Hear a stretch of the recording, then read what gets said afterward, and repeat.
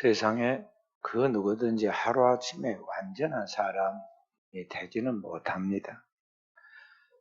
이 사도 바울과 같은 그러한 사람도 처음부터 하나님 앞에 택정함을 입어 사도로서 부족함이 없는 사람이 된 것이 아닙니다. 시작은 여러 가지 부족함과 혼란함이 많이 있었습니다. 그래서 사도 바울이 고백하기를 전에는 내가 하나님 앞에서 폭행자였고 온갖 부족한 죄인의 괴수였다고 고백을 하는 것을 볼 수가 있습니다. 그러나 이제는 그건 옛날 과거의 이야기고 그리스도 안에서 새 사람이 되고 새로운 피조물이 되고 이제는 옛날처럼 내가 세계의 중심에 서서 나를 위하여 산 것이 아니라 이제는 그리스도가 세상의 중심이고 세상이나 그의 창조하신 하나님의 목적을 따라 그 하나님의 영광을 위하여 사는 자라고 선언하고 그의 삶을 온전히 하나님 앞에 올인해서 바친 삶으로 살아간 것을 볼 수가 있습니다. 그런데 그리스도인들의 삶은 바로 이와 같은 하나님 앞에서 깨어있는 영적인 삶을 살아야겠어요. 그렇지 못한다면 우리의 신앙생활이 나중에 가서면 허무해집니다. 초라해지고 우리가 보기도 싫은데 하나님 보시면 얼마나 싫을까요? 말씀대로 살지 못한 크리스찬들의 삶을 보면서 우리가 우리 스스로 손가락질 하잖아요. 세상이 손가락질 하기도 전에 우리가 먼저 우리 스스로 손가락질 합니다. 서로를 바라보면서. 마치 어린아이들이 놀 때 자기 얼굴에 숯검장 묻은 것을 모르고 다른 친구 얼굴에 숯검장 묻었다고 막 웃고 그리고 놀리는 것처럼 오늘 우리 현대 크리스찬들이 자기 자신이 지금 불완전한 생활을 하는 것을 모르고 다른 사람들이 그 신앙생활 똑바로 못한 걸 바라보면서 굉장히 싫어하죠. 싫어합니다. 오늘날 정상적인 그리스도인으로서 그리스도인의 향기를 그리고 그리스도인으로서 아름다운 그런 신앙의 열매를 맺는 사람이 매우 적다는 것을 우리가 알아야 돼요. 하나님은 역사 속에 어떤 사람을 쓰시느냐 하면 그리스도를 닮은 창조적인 소수, 그 그리스도의 제자를 통해서 하나님의 나라를 이 땅에 이루십니다. 2000년 전에 주님이 그가 끝까지 따르고 훈련받았던 12사도들을 통해서 이 땅에 하나님의 나라를 이루신 것 같이 오늘의 이 시대도 하나님이 쓰시는 사람은 이와 같이 그리스도의 진리의 말씀과 영으로 무장한 진정한 제자들을 주께서 세우시고 그들을 통해서 하나님의 일을 이루십니다. 그래서 그러한 주님의 진정한 제자가 되는 것을 우리의 삶에 있어서 가장 큰 목표로서 살아야겠고 또 그러한 정상적인 그리스도인의 성숙하고 성화된 모습을 우리가 세상에 보냄을 받아 영혼을 살리는 귀한 일을 감당하는 종들이 되어야겠습니다.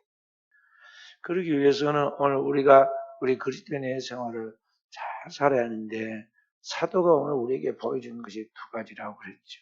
첫째는 오늘 우리의 삶의 목표가 무엇이냐 하는 것이죠. 그리스도인은 구원받은 예수 그리스도를 믿고 구원받은 이후부터는 삶의 궁극적 목적이 땅이 아니라 하늘에 있고 하나님의 나라와 의를 구하는 것인데 그걸 한마디로 더 압축하면 예수 그리스도를 위하여 사는 삶이다. 오직 주님으로 사는 삶이라고 그렇게 말할 수가 있습니다. 세상과 나는 간 것 없고 구속한 주님만 보이고 그 주님이 나의 삶의 모든 의미이고 목적이 되어서 그 하나님의 영광을 위하여 살아가는 것입니다. 사도는 고린도인들에게 쓴 편지에 그래서 고린도전서 10장 31절에 그랬습니다. 우리가 먹든지 마시든지 무엇을 하든지 하나님의 영광을 위하여 하라 그랬습니다. 여기서 500년 전에 종교 계획자들은 뭐라고 라틴어로 표현을 솔라 데오 글로리아 그랬습니다. 오직 하나님의 영광을 위하여 오직 하나님의 영광을 위하여 사는 것입니다. 그렇게 삶의 목표를 분명하게 정하고 나아갈 때 오늘 우리가 그 하나님의 나라를 위하여 산다는 것은 구체적으로 주님이 이 땅에 우리를 구원하기 위하여 오셔서 자신의 십자가에 내어놓고 우리를 죄에서 구원하여 주신 그 사명처럼 오늘 우리는 이 땅에서의 사명이 뭐냐면 지금과 똑같이 영혼을 구원하는 그 일. 이 땅에 있는 영혼, 나와 함께 더불어 살아온 이 시대의 영혼들을 살리는 것이 우리의 삶의 구체적인 그러한 삶의 방법이라는 걸 알고 그 목적을 이루는 방법이라는 것을 알고 우리는 그 목적을 위하여 오늘을 살아가는 종들이 되어야겠어요. 그래서 우리는 사람을 바라볼 때 영혼으로 바라보아라. 아기를 볼 때나 어른을 볼 때나 잘난 자나 못난 자나 누워서 곧 돌아가실 분이나 이제 막 태어나가지고 핏덩이 같은 아이나 볼 때 항상 절대적인 가치를 지닌 천하보다 귀한 영혼으로 보고 나가야 한다는 것이. 근데 현대인들은 자본주의 사회 가치관을 따라서 어떻게 봅니까? 사업한 사람은 저 사람을 바라보면서 저 머리수가 물건을 하나씩 사면 돈이 얼마고 항상 이 경제적인 그런 관념에서 사람을 바라보죠. 정치하는 사람은 그 사람의 숫자를 보면서 저 한 표 한 표가 나에게 어떤 의미가 있는데 하면서 그런 목적으로 바라보는데 그게 아니다는 것이죠. 그리스도인의 삶의 목표가 먹든지 마시든지 어떤 직장에서 무엇을 하든지 우리는 오직 영혼을 구원하여 그 영혼을 천국 데려갈 사람으로 생각하고 영혼으로 보라 그 말이죠. 영혼으로 봐. 긍휼히 여기고 나보다 남을 낫게 여기고 하나님께서 그 영혼을 위하여 그 영혼을 구원하기 위하여 이 땅에 오셔서 십자가에 자기 몸을 내어주신 절대적인 존재를 알고 그 영혼을 사랑하는 마음, 하나님의 마음을 가지고 바라보고 대하라 그런 것이죠. 그러면 이 땅에 귀하지 않은 영혼이 하나도 없어요. 만약 한 영혼이 회개하여 하나님 앞에 구원받게 된다면 그것은 하늘에서 이미 천국 가고 있는 99이 기뻐하는 그 기쁨보다 더 큰 하늘의 기쁨, 하나님의 기쁨이 된다고 그랬어요. 그래서 우리는 그런 하나님 마음, 하나님의 보람을 가져요.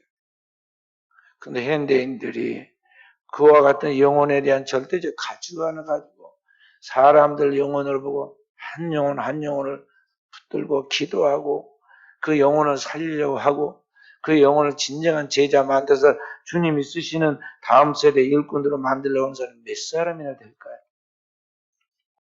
우리가 사람을 만났을 때 누군가 나를 언젠가 한번 스쳤는데 잊어먹지도 않고 아이고 우리 전명기 목사님 반가워요. 예를 들어 그러면 제가 기분이 나쁘겠죠? 그렇죠.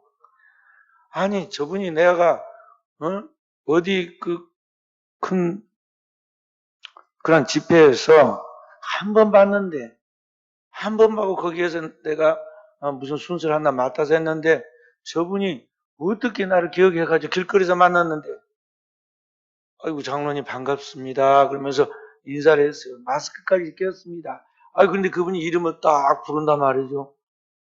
그걸 확실하게 기억을 했다는 거 아니에요. 그러면서 그 다음에 뭐라고 그러냐면은 아이고 멀리서도 오셨네요. 분명히 내가 순천에서 올라온 걸 아는 거예요. 그럼 야 이분이 정말 사람을 대충 보지 않고 굉장히 아주 이렇게 존중해서 보는구나 그렇게 여길 거 아니에요. 그런데 몇 번이나 인사를 했습니다. 어디에서도 보고 인사하고 저기서도 보고 인사하고 그런데 그 다음에 어디서 만났는데 말이죠. 인사를 했더니 건성이에요. 그래서 이분이 지금 잘 못 알아보고 그런가 하고 또 뭔 이야기를 하면서 이야기를 했는데요. 아이고 지금 어디서 지금 뭐 하시죠? 예를 들어서 이런다든지 저를 보고 꼭 처음 본 것 같이 이야기를 하면 제가 어떻게 생각이 들겠어요? 이분이 완전히 그냥 그렇게 사람을 대하는구나 그렇게 볼 거 아니에요. 그런 사람이 얼마나 많은지 몰라요. 100에 99은 그렇게 살면 그냥 건성으로 보고 대합니다. 안 그러던가요? 가까운 지인들이 아니고는요 보통 사람들 세계에서는 다 그래요.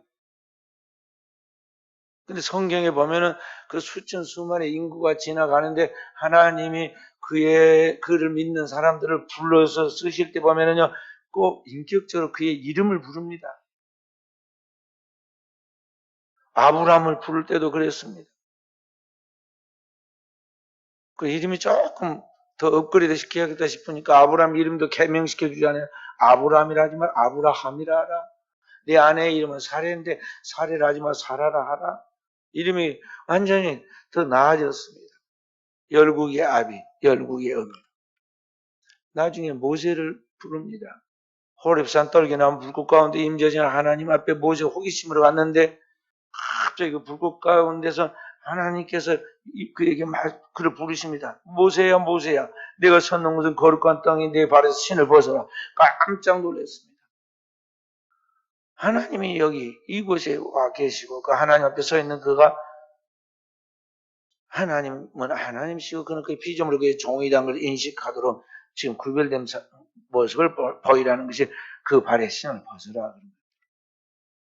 어떻게 하나님이 나를 아시고 내 이름을 부르실까? 어린 소년 아이죠.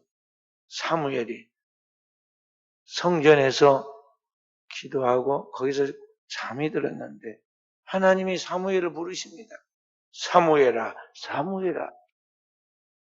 하나님이 부르신다는 것을 아직 인지하지 못한 이 사무엘이 제사장 엘리에게 달려가가지고 저를 부르셨습니까? 저 여기 왔습니다.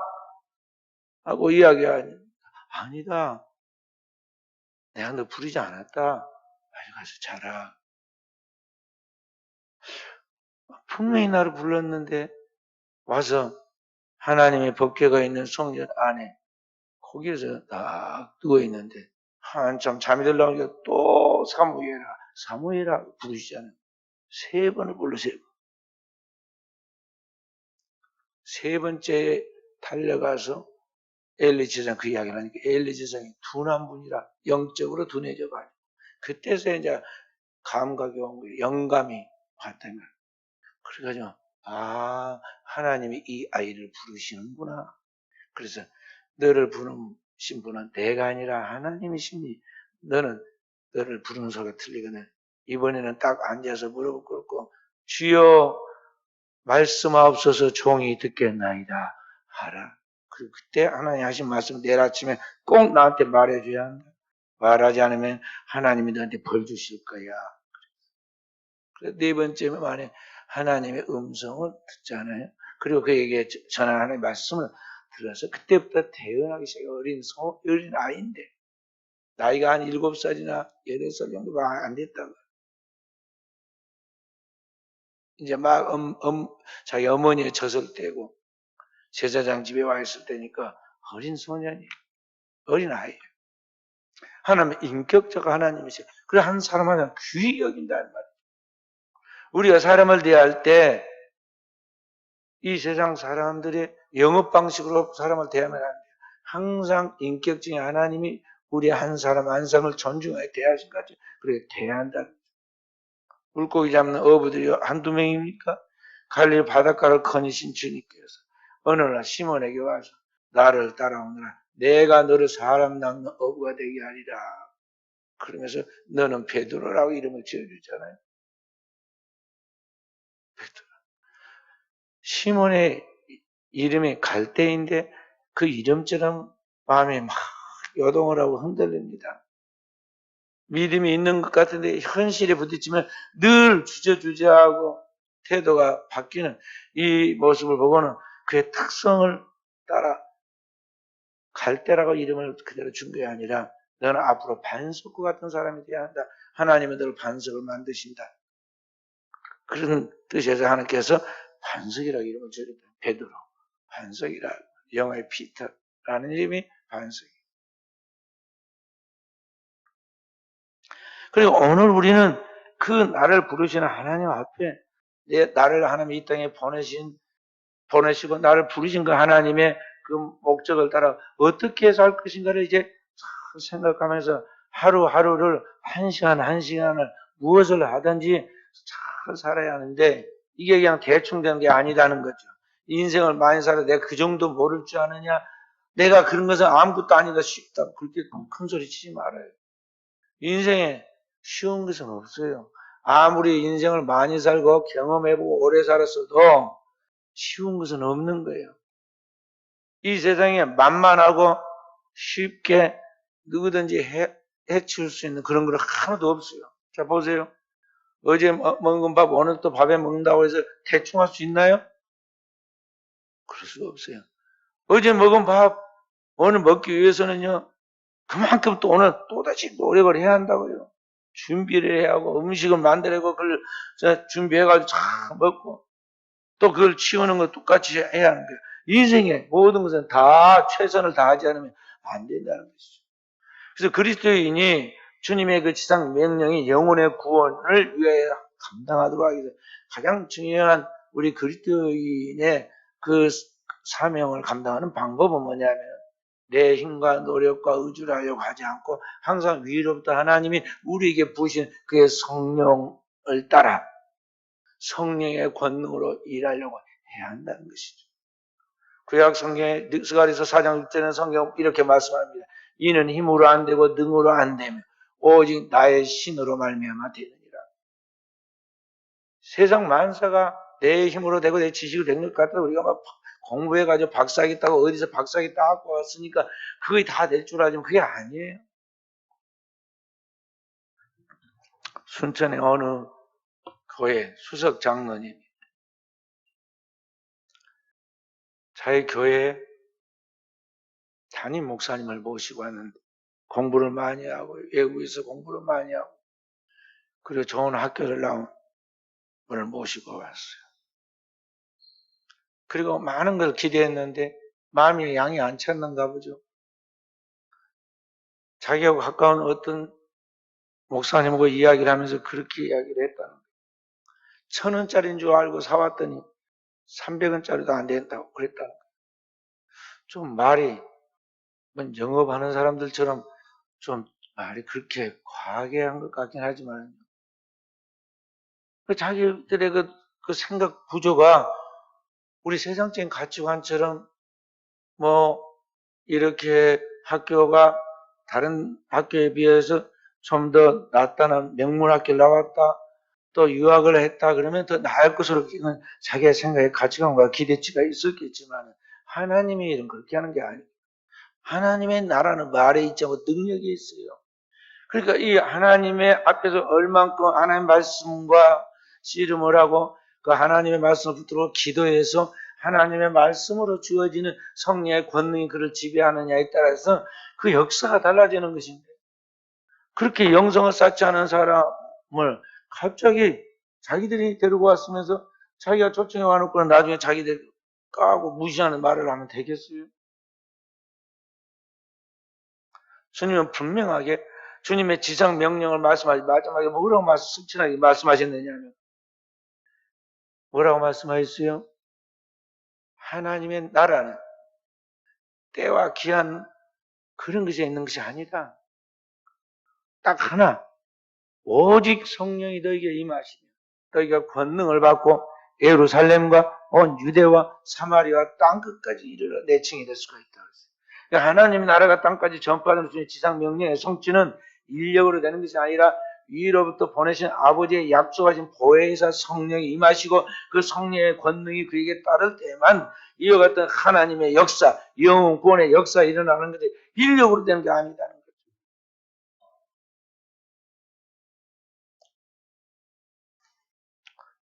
목요일날, 지난 목요일날 청주 미평동에 여자 소년원을 다녀왔습니다. 소년원이 수련원처럼 멋있게 넓게 지어졌고 그 안에 들어가면요 1층에 방이 따로따로 다 있어서 4인실인데 2명이 쓰고 2층에도 그렇게 되어 있는데 거기에 또 따로 소녀들이 지냅니다. 그리고 1층에 그 넓은 광장에는 다 함께 나와서 거기서 책도 보고 놀 수도 있는 그런 광장이 형성되어 있어요. 전혀 교도소 같지도 않아요. 그 아이들이 2개월짜리가 있고 6개월짜리가 있고 2년짜리가 있는데 몇 개월짜리는 빵 만드는 제과 또 몇 개월짜리는 미용 또 몇 개월짜리는 뭐 이거 차 막 이렇게 티 만드는 그런 뭐 바리스타 교육 뭐 이런 걸 시킨가 봐요. 그래 거기 가서 이제 있는데 거기에 소장 되신 분이 교회도 아직 안 다니는데 꼭 교회 다니는 사람처럼 이야기를 합니다. 그러면서 그 아이들의 변화에 대해서 이 아이들이 지금 굉장히 변화를 해간다고 자랑을 하는데 뭐라고 하냐면 이 아이들 중에 다시 여기 들어온 아이는 11%다고 했어요. 그래서 그럼 우리가 박수를 쳐줬어요. 왜 그랬을까요? 보통 재범률이 아이나 어른이나 70% 정도 돼요. 11%는 가지고 굉장히 좋은 긍정적 효과를 가지고 대다수 사회에 가서 다시 적응을 해 나간다는 거예요. 이 사람의 변화가 안 돼요. 그래서 이 교도소에서 일할 때 법무부 연수원에 들어가면 거기서 교육시키는 거 계속 그들을 교정하기 위해서 교육을 시켰던 강사들이 뭐라고 말하느냐면 개조가 안 됩니다. 사고만 안 치고 나가게 하면 다행이다는 거죠. 그래서 늘 그 안전에만 신경 씁니다. 그리고 그 교도소 사역을 감당하는 걸 교정이라고 하는데 이 교정 사역에 대하여 뭐라고 이야기하면 실패를 가정한 사역이다. 항상 해봐야 밑빠진 독에 물 붓기고 실패한다는 거죠. 그럼에도 불구하고 교회가 들어가서 일을 합니다. 우리가 가서 복음을 전합니다. 무엇 때문에 그러냐? 인간은 안 변하지만 하나님의 성령이 그들 어루만지시고 진리의 성령 그 속에 들어가서 생명의 변화를 일으키면 폭발적인 재창조의 역사가 일어나니까 그 하나님의 성령의 권능을 믿고 나아가서 진리의 복음을 선포하고 또 선포한다는 거죠. 실제로 소망교도소 같은 기독교 그러는 교도소는 재범률이 4%예요. 확실하게 하나님께서 역사를 하십니다. 그날 이제 인사 브리핑 받고 전화 가고 그리고 저희들 이제 임원회야 하는데 거기에 이제 차, 커피, 냉커피를 다 해가지고 가져오고 그 다음에 차에 마시라고 빵을 만들어서 가져오고 또 과일을 딱 예쁘게 이리기저리 몇 가지를 담아가지고 딱 꼽아가지고 먹기를 했더라고. 그런데 재밌는 것은 그걸 다 사온 것이 아니라 여기 안에서 지금 훈련받고 있는 그 소년원의 여자아이들이 지금 만든 것이다.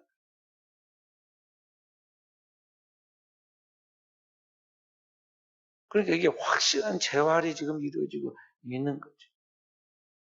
그래서 우리가 커피를 마시고 그렇게 하면서도 그 행복함, 보람을 느꼈어요. 끝나고 식사를 하러 갑니다. 식당에 갔더니 모르는 우리 교정위원이 아닌 모르는 사람이 하는 사람이 거기 그 교도소를 담당하고 있는 목사님, 이재원 목사님 곁에 앉아서 있습니다. 목사님이 인사를 시킵니다. 이 사람은 우리나라의 유명한 동대문 떡볶이 체인점 대표 사장입니다. 인사드리러 왔습니다. 그 인사하는데 이야기를 해요. 제가 18살 때 여기 들어와가지고 있을 때 그 지금 있는 목사님, 이제 목사님을 만났는데 그랬는데 자기가 이제 정신을 차리고 사회 나가서 열심히 살면서 재활해가지고 이제 40년이 다 돼 갑니다. 그렇게 이야기해요. 체인점을 38곳을 가지고 있다고. 그 명함을 줘요. 또 음식을 정성껏 준비해가지고 식사를 대접하는 그 식당이 큰 식당이던데 그 사장이 직접 와가지고 또 뭐 부족한 거 없느냐고 챙기고 또 챙기고 그리고 나올 때까지 나와서 인사를 꼭 가지고 있어요.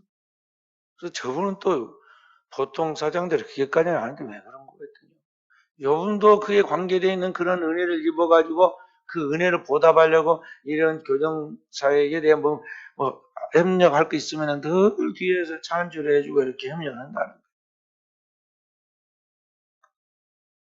또 목사님은 그 지역에서 여자 소년원 같은 이 소년원을 40년을 섬겼대요. 40년. 그거 하려고 신학도 늦게 해가지고 목사도 늦게 되고.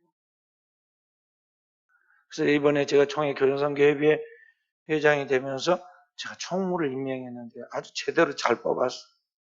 물론 협동총무부터 제가 뽑아 올렸지만 그렇게 해서 와서 이렇게 하는데 저희 임원들 구성이 아주 대단한 사람들이 많이 뽑혔어요. 대학교 부총장이면서 협동총무로 지금 봉사하고 서울 구치소의 교정협의 전체 회장을 맡고 있는 분이 우리 협동총무로 해주고 총회적으로 활동하면 또 협동총무 해주고 유능한 사람들이 많이 같이 협력을 해주는데요. 인간이 사람은 안 바뀌지만 성령은 어떤 사람도 재창조한다는 거죠. 그래서 성경 말씀하시길 그런즉 그리스도 예수 안에 있는 사람은 새로운 피조물이라. 이전 것은 지나갔으니 보라 새 것이 되었도다. 고린도후서 5장 17절에 말씀하셨어요. 새로운 피조물로 성령이 우리를 만들어 가신다는 거죠. 그리스도만 부활시킨 게 아니라 우리를 새롭게 영으로 부활시켜서 새로운 피조물, 새로운 뉴빙, 존재로 만들어 가시는 거예요. 그래서 우리는 그 하나님 앞에서 어떻게 살아야 하느냐? 그리스도인은 늘 말씀과 기도를 깨어서 성령이 내게 말씀하신 그 음성을 따라 성령이 우리를 인도하신 그 성령의 인도를 따라 성령으로 사는 사람이 되어야 한다는 거예요. 사랑하는 성도 여러분, 우리 물어보십시다. 나는 성령으로 사는 사람인가? 성령을 쫓아 살아가는 사람인가?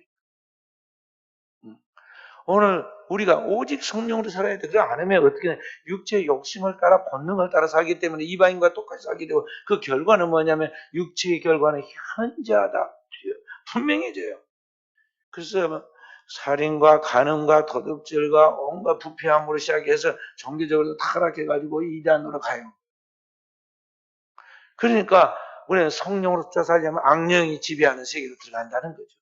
맞지? 사울이 일찍이 성령의 충만을 받았을 때 이스라엘을 구원하는 구원자로서 이스라엘에 뽑힌 초대 왕으로 사명을 잘 감당했지만 그가 성령을 쫓아 살지 아니하니까 이제 성령이 떠나고 하나님이 부르신 악신이 그에게 들어갔는데 완전 이상한 행동을 하잖아요. 적과 동지를 구분하지 못하고 자기 인생이 복이 되고 나라의 유익이 됐으면 죽이려고 쫓아다니고 막상 왕으로서 자기가 해야 할 일은 제대로 하지 않다 나중에 폭삭 망해가지고 자신도 가정도 자녀도 국가까지도 완전히 파멸하고 말이죠. 그래서 우리는 항상 우리의 신앙과 삶의 시작과 끝이 성령으로 살고 성령으로 행해야 한다는 거죠. 그러기 위해서는 우리는 늘 기도해야 돼요. 오직 말씀, 솔라 스크립처라. 오직 말씀으로 그리고 그 하나님의 말씀을 믿는 믿음으로 다른 것을 믿는 게 아니라 하나님의 말씀을 믿는 솔라 피데 오직 믿음. 그리고 그 하나님의 말씀을 붙들고 그 하나님의 말씀을 따라 이루어갈 수 있도록 하면서 오직 성령의 역사예요. 그렇게 성령의 역사를 따라 사는 삶의 결론이 뭐냐면 오직 하나님의 은혜예요. 그래서 솔라 그라티아. 오직 하나님의 은혜로다. 그래서 이와 같은 하나님의 말씀 온전히 지키고 나갈 수 있는 그런 원동력이 바로 오직 하나님의 성령의 권능이다 알고 우리는 하나님의 성령이 나를 지배하도록 나를 규정하도록 나를 이끌어 가시도록 나를 온전히 그의 성령께 위임해야 돼요. 할렐루야. 그래서 제가 새벽에 나오면요 힘이 없어갖고 저도 사람인데 뭐 빨딱빨딱 일어나겠어요? 힘이 없어서 어쩔 줄은 모릅니다. 그래서 굴러서 일어나요. 군뱅이도 아닌데 말이죠. 몸이 빨리 말 안 들어. 그러니까 좌로 굴러 우로 굴러 몇 번 굴렀다가 서서히 일어납니다. 그래 새벽에도 나와서 기도하면요. 몸에 모든 진액이 그리고 모든 내 안에 있는 육체의 모든 것들이 다 빠져나갈 때까지 계속 기도합니다. 다 빠져나가고 하나님의 영이 나를 딱 지배하는 순간 하나님의 말씀이 나를 딱 붙드는 거야. 그럴 때가 이제 말씀이 육신이 되어 하는 그런 현상이 나타나요. 그럼 하나님의 말씀에 절대 신뢰의 믿음으로 딱 와요. 마침 아침에 떠오르는 금성에 샛별이 분명하게 색깔을 띠고 빛이 나듯이 하나님의 말씀이 내 안에서 절대 불변한 말씀으로 다가오고 그게 믿어져야죠. 믿어질 때 그때 믿음으로 막 선포를 합니다. 그냥 말씀이 이제 그대로 이루어지니까. 물리칠 걸 물리치고 하나님 앞에서 받아들일 걸 충분히 받아들이고 그리고 완전히 딱 그게 되면 일어나죠. 그러면 그날 하루 일과는 성공이에요. 말씀대로 믿음대로 되거든요. 근데 이제 몸이 피곤하다, 힘들다, 그래가지고 만약에 일어나지 않고 누워있으면 몸뚱이는 조금 더 피로가 풀렸을까 모르지만은 영적으로 이게 딱 균형이 잡혀 있지 않고 영적으로 충만함이 없기 때문에요. 엉뚱한 사고를 친다고요. 실수를 하고 시간을 낭비하고 언어가 정제되지 못하고 그런 게 생겨요. 그러니까 그리스도인들은 항상 먼저 그 영혼의 지성소에 들어가서 하나님의 말씀이 쳐서 그의 삶을 지배하도록 내 의식에 하나님의 말씀이 있고 내 영혼에 하나님의 영이 성령이 충만히 지배하고 그런 것들이 내 입술을 통해서 고백되어 선포되어 나오도록 해서 오늘 환경을 장악하고 환경 속에 그리스도의 뜻을 이루어가도록 만드는 것이 영적인 그리스도인의 삶이라는 것입니다. 그렇게 살아야 돼. 자, 사도 바울이 이제 제2차 전도 여정, 제3차 전도 여행까지 다 마치고 그리고 예루살렘 모교에 와서 복음을 전한 결과 선교 보고를 합니다. 그래서 그 선교 보고를 한 그가 이제 예루살렘 모교회에서 파송하고 또 안디옥 교회가 뒤에서 후원을 해서 이제는 로마도 보아야 하리라 그런 계획대로 로마 선교를 꿈꾸게 됩니다. 의외로 자기의 생각보다 빨리 세계 복음화의 유럽 복음화가 이루어져서 이제 사도가 로마까지 복음화해야겠다 그런 꿈을 갖고 있었는데 이상하게 일이 꼬입니다. 유대인들이 강하게 그를 붙잡아가지고 2년 동안 감옥에서 갇혀 지냅니다. 그의 꿈이 무산될 것 같이 보입니다. 그래서 이제 왜 이렇게 되는가 마음의 갈등과 혼란이 있었겠죠. 그를 잡아 가두는 그 유대인들과 왕들과 그리고 그 이방 총독이 부지런히 복음을 전하면서 자신의 정당함을 이야기했죠. 워낙 뛰어난 그런 율법과 또 철학을 가지고 이야기를 하니까 로마의 총독이나 유대의 왕이 감탄을 했어요. 베수도라는 총독은 뭐라고 그랬냐면요. 그의 이야기를 가만히 듣고 있다가 이게 무식한 말은 아닌데 자기들이 그 지각을 넘어서는 뛰어난 말을 하는데 이해하기 어렵거든요. 뭐라고 말했냐면 바울아 내가 미쳤도다. 그렇게 말했어요. 자기가 이해하기가 이제 자기 이해를 한참 하다가 뛰어넘어 버렸거든요. 그리고 거기에 이미 마음에 설득을 당해 가고 있었던 헤고로 아그리빠라는 왕은요. 이제 감동을 받아가지고 말로 표현을 못하고 체면 때문에 못하고 있으니까요. 사도 바울이 부천에 전도합니다. 아그리빠 왕이시여. 왕은 유대의 풍속이나 율법에 잘 알기 때문에 내가 그 말을 진실하는 것을 다 아는 줄 믿습니다. 그러니 당신도 꼭 하나님 믿어야 합니다. 그것을 지금 이야기하니까 체면이 쌓고 이렇게 말합니다. 내가 적은 말로 나를 그리스도인 되게 하는 도다. 하면서 쉽게 내가 그렇게 넘어갈 줄 아느냐? 이런 식으로 지금 이제 변명하고 넘어가려고 해요. 그러니까 사도 바울이 뭐라고 말합니까? 말이 많으나 적으나 나는 정말 오늘 이 결박당한 이런 죄수의 몸같이 이런 것 외에는 정말 모든 사람이 나와 같이 구원받아서 천국 갈 하나님 백성으로서 영적으로 서 있는 이런 사람 되기를 바란다고 다 이야기를 해주죠. 자, 그렇게 사도 바울이 부지런히 복음을 전해도 이들의 변화가 안 됩니다. 그리고 자꾸 자리를 맴돌아요. 그러자 그가 이제 하나님의 뜻을 2년 만에 깨닫습니다. 아, 나는 예루살렘 목회와 저 이방 안디옥 후원해가지고 멋있게 로마로 성교를 파송시켜 주기를 바랬지만 또 그렇게 될 것을 생각했지만 하나님 뜻은 그게 아니구나. 하나님은 너희가 비록 제수의 몸이지만 제수의 몸으로라도 로마에 들어가가지고 위로부터 복음이 전파되어 내려오는 것이 아니라 바닥에 있는 그 아래로부터 복음이 전파되어서 하나님의 나라가 땅끝까지 확장되기를 원하시는구나. 하나님의 성령의 뜻을 깨닫게 됩니다. 그래서 과감하게 이야기를 해요. 그들을 재판하는 그때에 재판하는 로마의 총독 베스도에게 그렇게 말합니다. 내가 가이사의 재판자리에 앞에 섰으니 마땅히 거기서 신문을 받을 것이라. 그렇게 하면서 황제 재판을 받기를 고소했어요. 그래 동대에는 이미 재판에 3심제도가 있어서 오늘 우리와 같이 그냥 일반 법원에 그다음에 고등법원에 대법원에 그런 것이 이미 2000년 전에 로마의 자연법이라는 그 법이 있어가지고 그렇게 됐어요. 마지막 법이 뭐냐면 거기 로마 황제 앞에서 마지막 재판을 받는 거예요. 그리고 고소를 했어요. 그러니까 이제는 그 권리를 받아들일 수밖에 없었기 때문에 로마 시민권을 가진 사도 바울을 황제의 판결을 받도록 보호하고 그를 보내게 됐죠. 그래서 사도 바울이 로마로 들어가는데 그 배 타고 들어가면서 다 죽는다고 그럴 때 사도 바울이 뭐라고 말합니까? 거기 있는 사람들한테 여러분 걱정하지 마십시오. 한 사람도 여기서 죽는 사람은 없을 것입니다.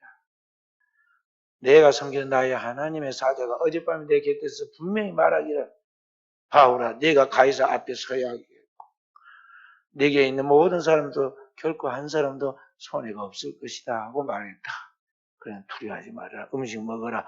그 배가 뭔가에 도착하게 될 것인데 그때 건너려면 힘이 있어야 한다. 그러면서 축복하고 제수인데도 불구하고 완전 거기서는 이제 진짜 왕 같은 제사장으로 권위를 가지고 축복해주고 그들의 용기를 주고 힘을 줘가지고 실제로 그들이 배에서 그 배가 나중에 이제 바다 가까운 데서 파손했는데 구원받았어요. 그 배에 구원받은 숫자가 276명이었어요. 그리고 로마로 들어가죠. 들어가서 복음을 전하는데 당대 세계는 로마가 통치하여서 화폐, 정치, 경제, 그 다음에 철학, 그리고 그때의 문화 모든 것들이 로마로 집중돼요. 세계는 로마로, 모든 길은 로마로 그런 말들이 다 나왔을 때예요. 그래서 전 세계를 지배하고 있는 로마의 그 모든 기구를 총동원해서 사도 바울은 그들이 쓰는 언어, 헬라의 언어로 성경을 기록하죠. 그리고 그들이 쓰는 화폐를 이용해서 그들이 통용되어 있는 그 세계의 로마 시민권의 물을 가지고 부지런히 복음을 전했어요. 그래서 로마에 들어간 그 모든 것들이 복음의 통로가 되어가지고 순식간에 복음이 그 땅끝까지 증거되어서 주님의 지상 명령이 이루어지게 되었다는 것이죠. 이 모든 것을 이루신 분이 누구냐면 성령이세요. 성령이 그렇게 역사하신다는 것을 사도 바울도 깨달았는데 2년 걸렸어요. 그래서 우리가 신앙생활에 나가면서 너무 서두르고 성급하게 생각하지 말도록 해야 합니다. 하나님이라 하면서 항상 우리는 자기가 옳은 줄 알고 내 생각, 내 뜻대로 꼭 뭔가를 해야 바르다고 그렇게 나갑니다. 자신을 절대화하지 마시기 바랍니다. 그러다 보면요, 성령을 거스리는 죄를 범하게 되고, 그렇게 하다 보면요, 물을 거슬러 올라가기 쉽지 않는 일이듯이 오늘 그 몸이 고생을 합니다. 그리고 자기 뜻대로만 하려고 하다 보니까 주변에 있는 다른 지체들, 형제들과 불협화음을 일으켜서 다툼과 시험에 들게 되고 상처를 주고받게 되고 진정한 영적인 그리스도인은 항상 깨어 기도하면서 주의 뜻이 무엇인가를 분별해서 그 삶 속에서 나에게 말씀하시는 하나님의 그 음성, 성령의 음성을 들으려고 해야 돼요. 그리고 그 성령의 음성, 하나님의 말씀과 코드가 딱 맞게 돼서 분명하게 샛별이 떠오를 때 깨달아지면 그 음성을 따라 믿음으로 나아가면 홍해가 갈라지는 것입니다. 요단강이 갈라지는 거예요. 반석에서 물이 나오게 되고 빈 광야에 만나가 떨어지는 거예요. 그래서 오늘 우리는 하나님 앞에 주야로 기도해야 하는 것이죠. 항상 기도하면 낭망치 말라. 무시로 성령 안에서 기도하라. 쉬지 말고 기도하라. 그래서 제 세상에 절대 쉬지 말아야 할 것이 기도예요. 사무엘 선지자는 기도를 쉬는 것은 죄라 그랬어요. 밥을 대놓지 않고 계속 대놓지 않으면은 반드시 그 밥이 쉬어가지고 곰팡이가 끼고 거기에 벌레가 생기게 되어가고 있어요.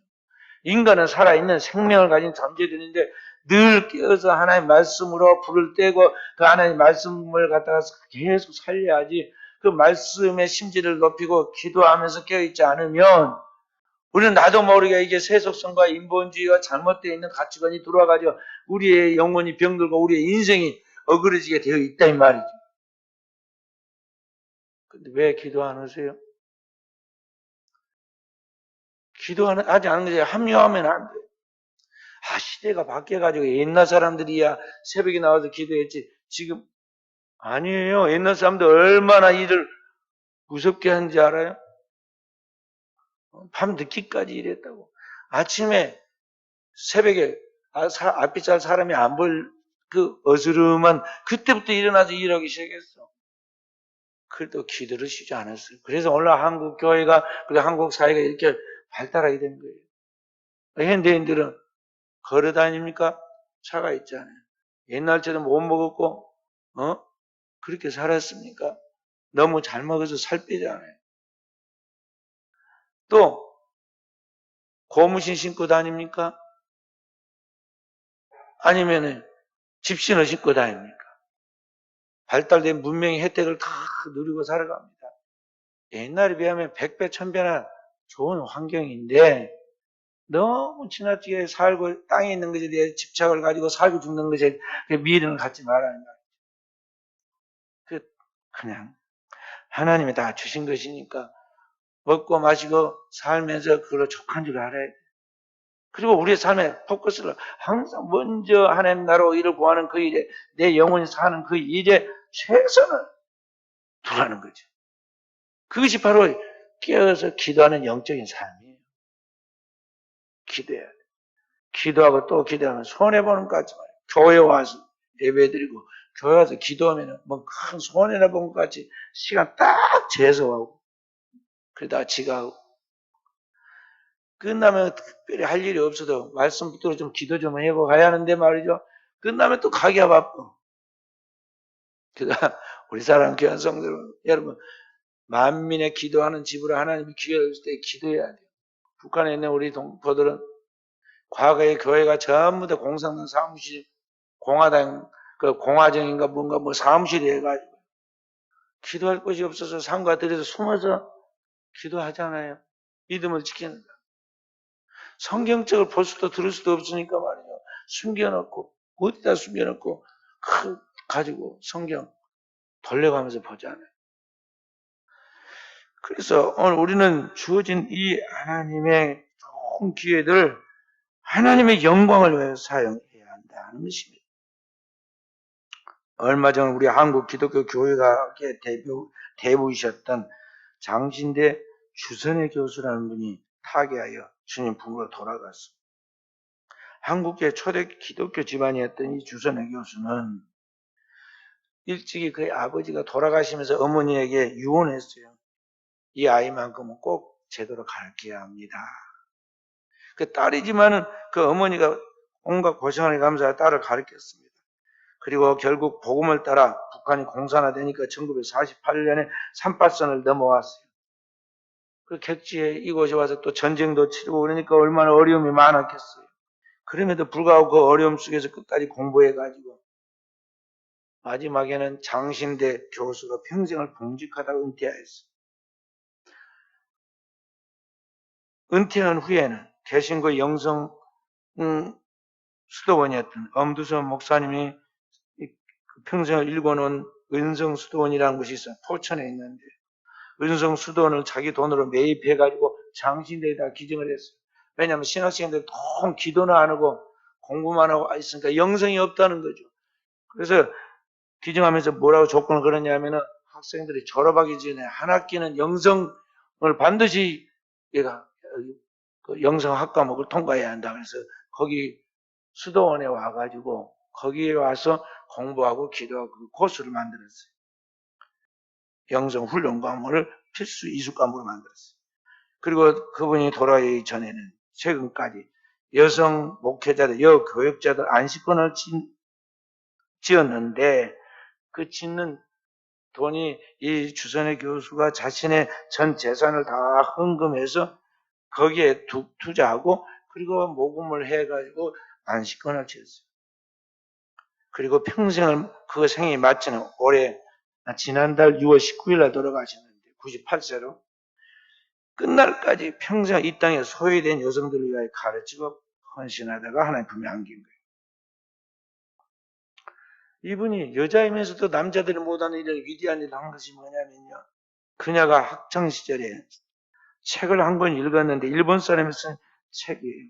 가가와 도요이코라는 사람이 쓴 사선을 넘어서라는 책인데 그 책을 읽으면서 자신의 삶의 목적을 찾아냈어요.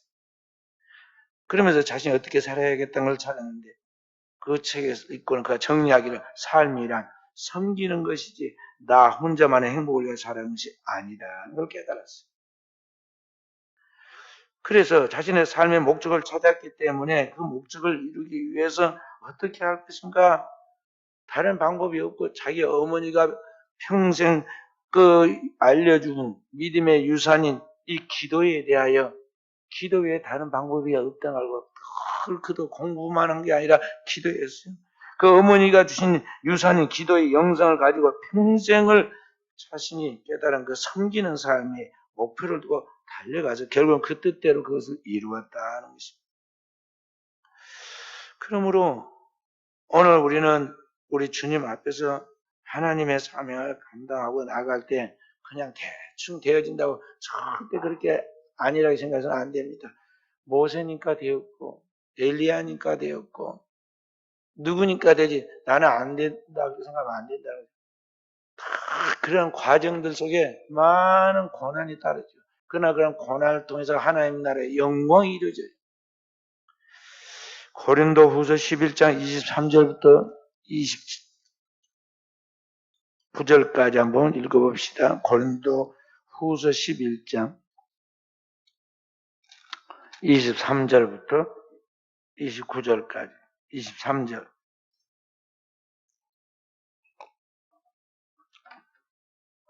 함께 그들이 그리스도의 일꾼이냐 정신없는 말을 하거니와 나는 더욱 그러하도다.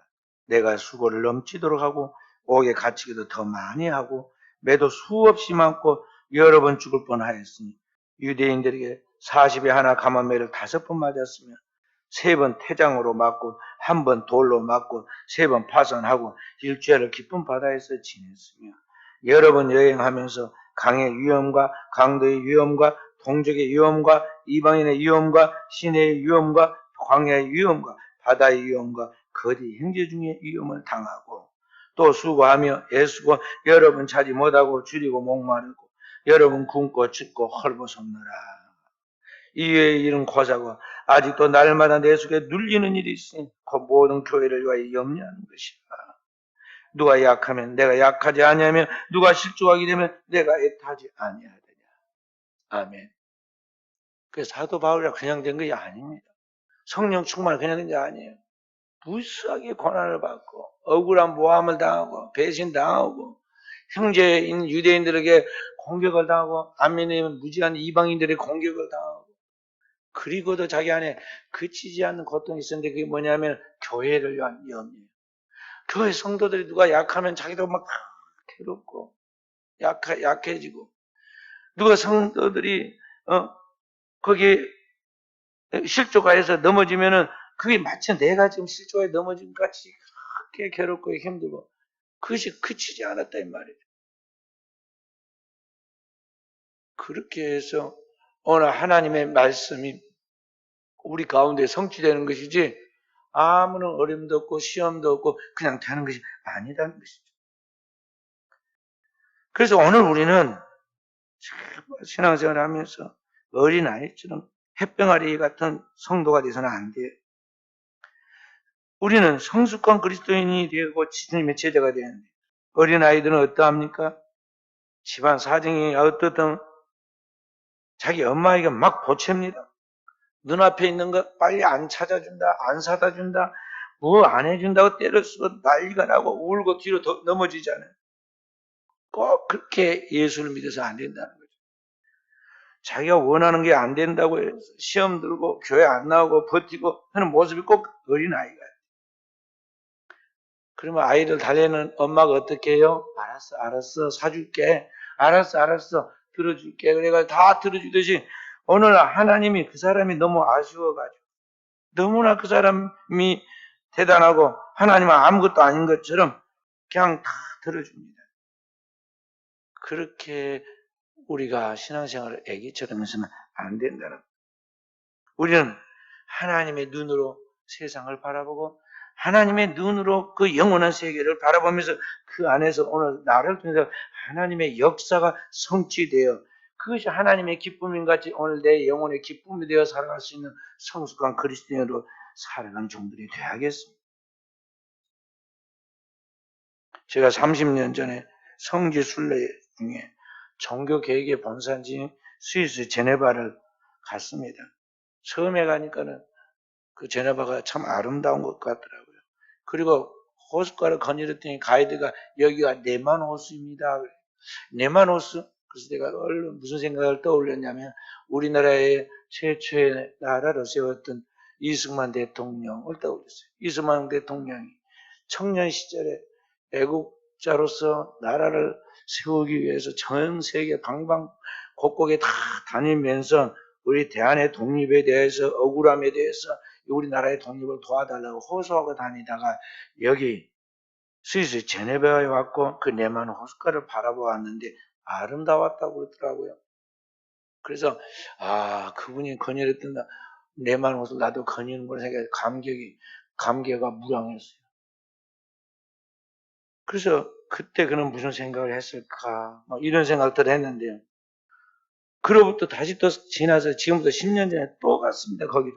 우리 노예 시찰에서 성지순례를 보내서 다시 그곳을 갔는데 다시 이번엔 냉철하게 객관적으로 비교해 보니까 우리나라의 어떤 도시보다 더 나은 것이 하나도 없었어요. 아름답다는 생각이 안 들었어요. 그래서 똑같은 도시인데 왜 이게 멋있지 않지? 생각을 했어요. 왜 그랬을까요? 보는 내 눈이 별로 행복하지 않고 아름답지 않았던 거예요. 그런데 왜 이승만 대통령 그 도시가 아름답고 그 멋있었을까요? 호수가? 거기에서 누구를 만나냐면 자기의 평생 반려자인 프란체스카 여사를 만나요. 식당에서 밥 먹다가 자리가 없어 합석을 했는데 그 합석을 하여 만난 그 자리에 거기에서 만난 사람이 프란체스카 여사예요. 그 당시. 그러니까 사랑의 눈으로 보니까 그 호수가 얼마나 아름다웠겠어요. 오늘 우리가 이 땅에서 살아가지만 하늘에 속한 사람서지 영원한 세계를 바라보고 하나님의 은혜가 내 영혼에 가득 차 있을 때 하늘에 신령한 것이 나를 지배하고 있을 때 땅 위에서 어떤 어려움이 있다 할지라도 그것이 심지어 죽는 것들이 할지라도 도리어 그것이 내게 유익하다고 생각하고 행복할 수 있는 것은 바로 이와 같은 우리 안에 현재 하나님의 신령한 영적인 은혜로 충만될 때 그러하다는 거예요. 문제는 바로 나의 마음에 내 상태에 있는 거예요. 그리고 우리는 세상에 살고 있지만 하늘에 소속되어 있는 하나님의 자녀, 하늘의 시민권을 가진 자녀들로서 우리는 늘 내 영혼에 하나님의 영이 충만하도록 하나님의 은혜가 나를 지배하도록 그 하나님 성령이 나를 이끄시는 가운데서 자유하는 삶을 살아가도록 깨어있는 종들이 되어야겠습니다. 말씀을 마칩니다. 사랑하는 귀한 성도 여러분, 우리는 하나님의 은혜로 살아가는 사람, 은혜 받은 자로서의 삶을 살아가는 그러한 사명자들입니다. 우리는 날마다 주님 앞에서 인생을 결산해야 돼요. 그리고 우리의 삶이 오늘보다 내일보다 모레가 더 나아지고 계속 영적 성장을 통해서 이 육신의 겉사람은 늙어가고 부패하지만은 이 속사람의 영혼은 날마다 새로워져서 하나님을 기쁘시게 하는 자, 하나님의 빛이 드러나는 자, 하나님의 향기가 드러나는, 그리스도의 향기가 드러나는 종들이 되어야겠어요. 거기서 말씀과 기도의 삶밖에 없던 걸 알고, 저와 우리 사랑하는 성도들도 주님의 재단에서 영적인 씨름을 잘 씨름해서 이와 같은 주님의 기쁨이 되고 자랑이 되고 이 시대의 종들이 되어지기를 주의 이름으로 축원드립니다.